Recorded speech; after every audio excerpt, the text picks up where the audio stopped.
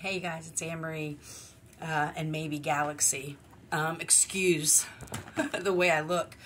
If anyone saw my other videos, I used this splat dye and I never use shit like that, but I wanted this imperial purple color. So, God, my eyes really do look dark. I've been sleeping all weekend, but you can't really see too much. My ears are bleeding and my neck is completely raw. So excuse, I may be dabbing here. I think I got the bleeding because I was cleaning up a little bit today, just washing my face and stuff, and I made it bleed. So if you see me dabbing, I apologize. However, I do things energetically as I am called to by the Spirit. Again, I will be smoking because this is a, I'm guessing, another entry to Saging of the Soul, Making of a Mystic. God, I really look like I have dark circles bad. Oh my God, it looks like I got punched. Oh well. That's not the point of these videos.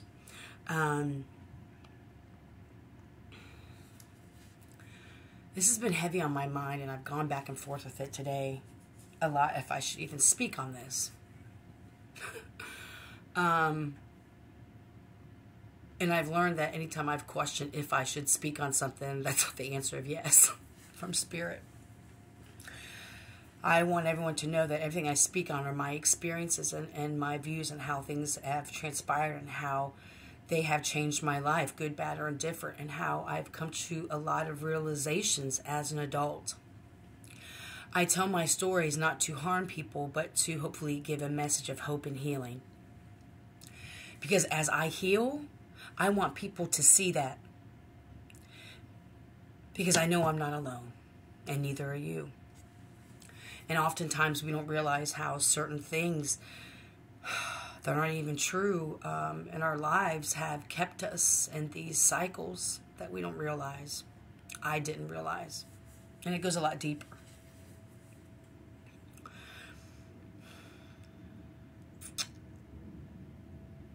So I posted a repost of something I found on Instagram. I posted on Facebook about how traumatic it is for children when they're raised by caregivers, or they're in an environment where love is withheld, or they're given the silent treatment as a punishment, and how it forms a lot of abandonment. And, you know, I posted that. And somebody that I went to high school with said, yes, as an adults too. And I commented, yeah, it is, you know, it is painful, because I said, as an adult child, my adult mother does this to me.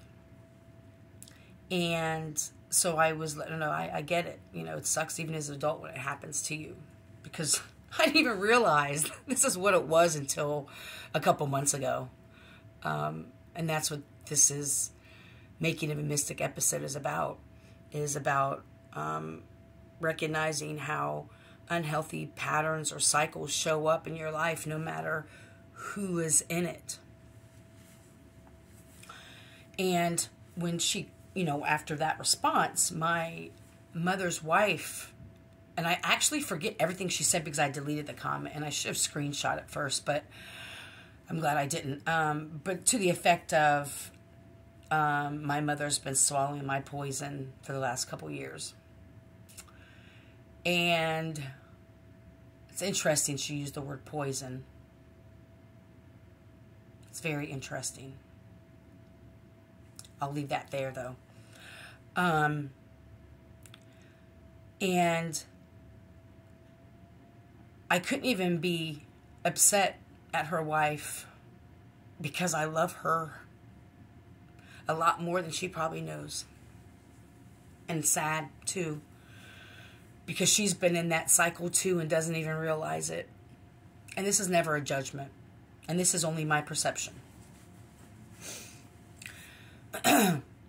I've recognized that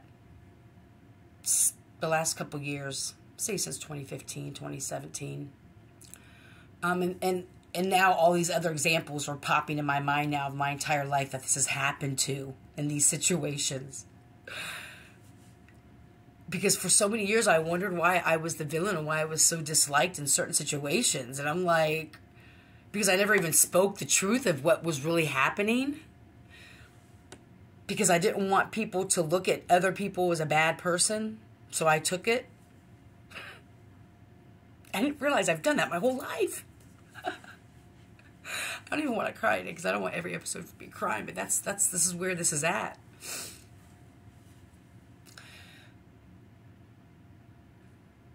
The last time I stayed with them, they asked me to come to get on my feet. They also said that they asked another girl to come stay in my room downstairs in the basement with me. And I told them I don't vouch for her. She went to the same program I went to, but left. Now, what happened was that her drug test tested positive for cocaine. They gave her an option to retake the test, but she didn't want to and decided to leave, which was her choice. And that was early on. I was still in there 2 more years after this. And so, and our contact was limited. And so she came back into, my energy and had a lot of medical issues and put on, whatever dynamic that was between my mother and her. My mother and, I guess her wife decided that she could come stay there. And I said, I do not vouch for her. I don't appreciate that because it was my space down there. So what I started to see and what I see now is that I would ask my mom certain things, because when she wanted me to come stay, I'm like, I'm not going to come stay if there's going to be certain restrictions, if I can have friends over or not friends over, like I'm grown. Now, out of respect, I know certain things, things like that. Specifically, I asked her if one of my friends could come over one evening, out of respect, even though there was a separate entrance, separate living quarters in the basement. It's redone. At that time, it wasn't redone, though, but still, it was separated as a separate entrance. And my mother was fine with it. Then the next day, there was hell and mayhem because my mother pretended like she didn't know about it. I'm not sure what she said to her wife about it, but made it seem like I was trying to be sneaky. And I wasn't. These last couple times, the interactions between my mother and I haven't given a response to because they were so toxic and so fucking mean and hurtful. And I didn't want to respond out of pain.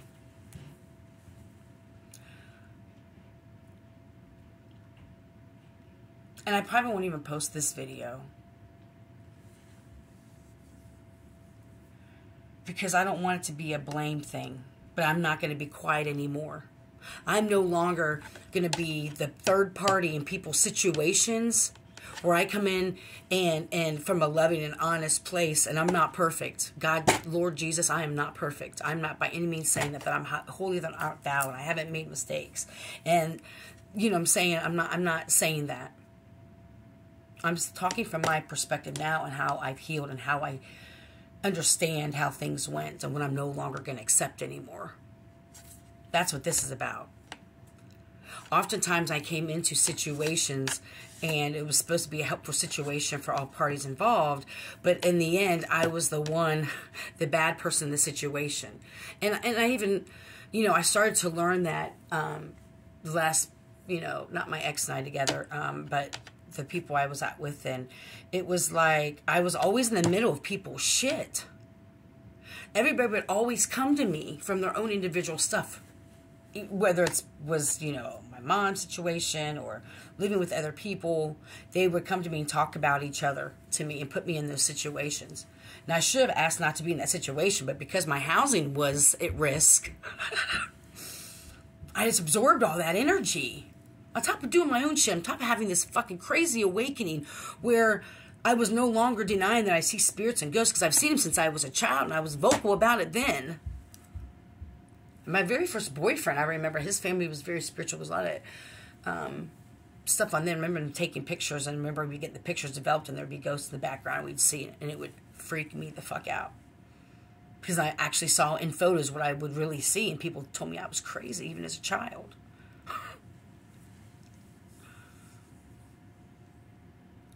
I'm speaking, I need to do video blogs of this stuff, and this is the only way I know how. So this is not about hurting people or blaming people. It really isn't. It just seems so like there's so many layers to all of this shit. And it's like, if I don't talk about it, I'll go crazy. So it's never from a judgment place, because I participated in every single thing. Regardless if my perception of thing was skewed, I still participated in it. And I think that's where the problem lies now, is that I'm calling it out now, that I'm not going to participate in it. You know, when I not disappeared, but took a step back from everything, because everything had an attachment. If I needed help with something, there was always an attachment to it. And I hated that feeling. But yeah, you can come over and do laundry here, or take a hot shower, because I don't have hot water. I've never lied about that. I had it when I moved in and when I lost my job. I said to my landlord, I said, hey, I'm not, and it was wintertime. I said, I'm not going to be able to keep the heat on. They're going to cut my heat off. A friend of mine helped me keep my electric on. And so my landlord said, okay, we'll start, you know, we'll do like we do the electric, because that's what they started doing. We'll just, you know, charge you so much money in rent. It was like $30 for each, so it's not that bad at all. Plus for the animals too, no charge. But anyway, and so I first lost my job. I wasn't able to pay rent for a couple of months, and that's when my gas got turned off, because the landlord, you know, I wasn't paying rent, so he wasn't going to pay the gas. And so that's why I still don't have gas. Because now, for me to get cut back on, I have to pay the $200 or $300 I owe, plus another $300 deposit, and I just don't have $600 or $700 to do that. I really don't. Even though I've been paying $1,000 every 2 weeks of my paycheck to catch my rent up on my own. $1,000 every 2 weeks. On top of a car payment. I've been doing it all on my own, and that's what I had to learn, is that I had to, what did that say about me? That even though I knew the help was conditional, that I would continue to entertain. And it's not just, you know, this isn't about my mother. It's about a lot of energies in my life. This is across the board. Because it started coming up in every aspect of my life where I couldn't ignore it anymore, of my worth. Do you really love yourself, Anne-Marie? You're going to have to tell the owner or this head person of this company just to call you by your first name over and over again, and finally put your foot down, and then you lose your job for it. Okay. And in every turn I was challenged in little ways, and it kept building up to something bigger and bigger of speaking my truth. That's how crazy it's been. That it was since December, this has been a long, hard process of truly, finally trusting my intuition. Because when I didn't, Spirit, Universe, God, Creator, Mother Gaia, they all said, okay, you're going to make it painful for yourself, aren't you, Anne-Marie? You're going to make it painful. Yeah. Because I didn't want to believe those things about myself. Because I've always felt that I was empowered. That was just masking. Because deep down, if I truly loved and had worth for myself, I wouldn't put myself in situations or with people, whether they're family, friends, coworkers, I don't care, when they would show you by their actions that they really didn't care about you unless they could benefit from you. People will call me when they need things or my services, but when I go quiet, they don't reach out to me.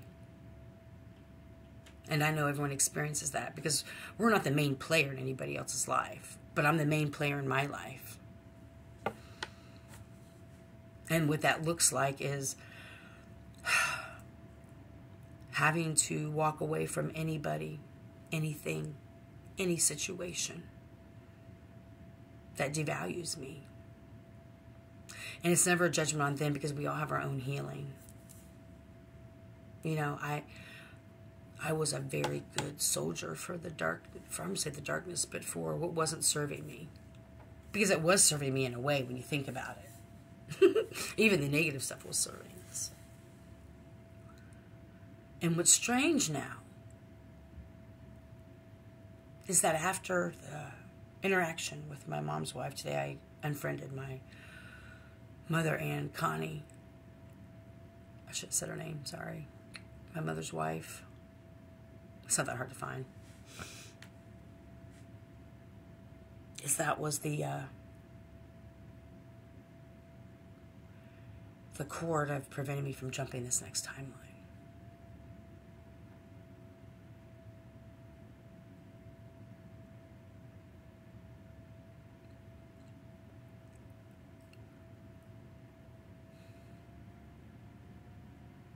I don't know if this is part of this shift that people talk about, but I don't even resonate or recognize anything from my past as me, or understanding it. It doesn't make sense to me anymore why I would ever be a part of any of it. The backbiting, the breadcrumbing. Not if I loved myself. And again, it's never a judgment on anybody. I know people are going to take it that way, and that's on them. But I say this to you guys. I say this to people all the time. And I have to adhere to it. We can't heal in the same environments that are harming us. So what are you willing to do for your healing? I know a lot of people don't want to go this deep. But I can't do anything else.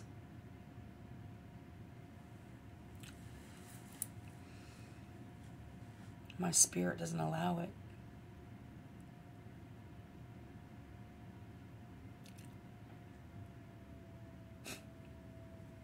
Lights just flickered.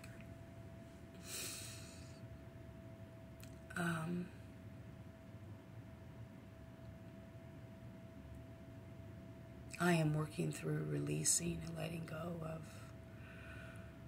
the pain and recognizing that I signed up for it all. I signed up for all this. But now I am really waking up to who I am, who I've been, why I came here. And so all those other things seem so irrelevant, but that's not part of the purpose here. And now I realize that that's what it was designed to, keep us distracted so we didn't wake up to who we all really are. And it sounds crazy, I know it does. But we didn't come here to buy houses and get cars and work jobs and retire, and at least I didn't. That sounds so crazy. It does. It sounds so crazy. That's why it's hard for me to resonate with anybody, because the way I see things now is so unfiltered. And I can't be in energies or have conversations where it's on the surface level type of shit, because that doesn't resonate with me. That stuff doesn't matter to me. That's all a distraction to me. And it's not, I'm not trying to be mean. I'm really not trying to be mean. Now, I know everyone doesn't want to do the same healing journey I do and go far this deep. That's okay. I would never, all I can do is speak from a healing place, and hopefully people who decide to work on this area of their healing, maybe by me talking about how I went through certain energies, may be able to help their healing. And that's good. We heal each other when we heal ourselves. And that way we don't keep going out and hurting people, right? When we heal, we can then see things from a healed perspective and love people from afar. I don't know.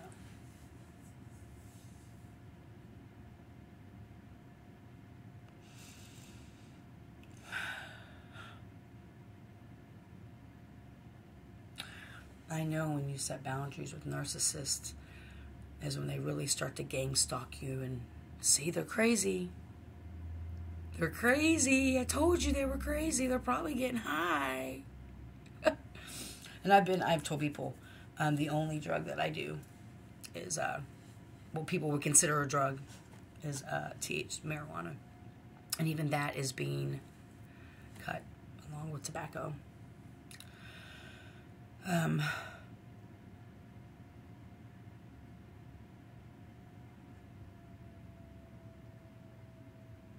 don't know what to do, and I don't resonate with many.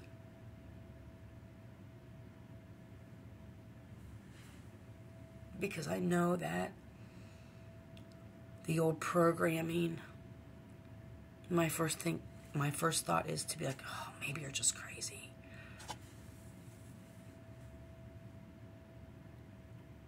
Maybe it is all in your head.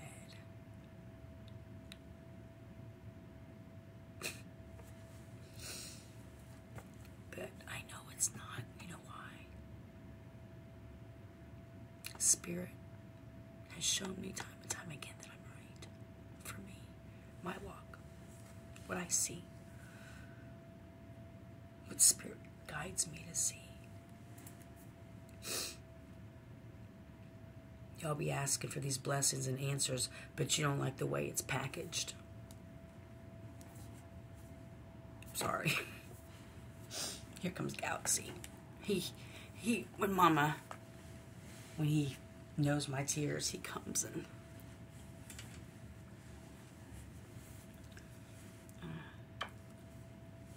he's a good boy.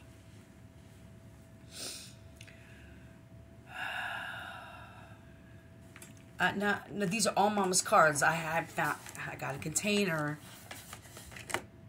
some of my favorite decks, so I can take them from room to room. So, but he likes laying at my feet. Anyway,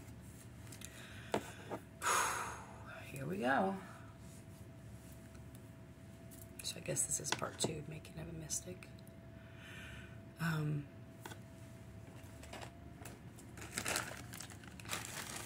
All weekend I've slept. I haven't done anything but fuck my hair up. I should say fuck my hair up, my skin, since I'm bleeding. I feel blood on my ear. But other than that, I did leave to go eat, get groceries, but even that seemed like a task. I haven't done my paperwork for my subcontracting job for social work.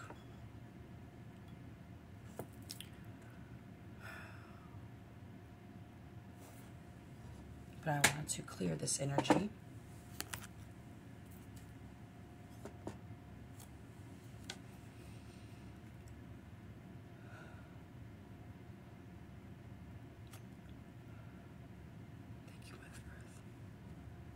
Clear our mind, and our eyes, and our ears, our nose, mouth, and our throat.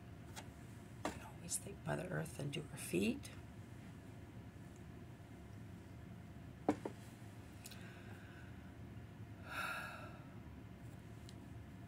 am grateful for this experience.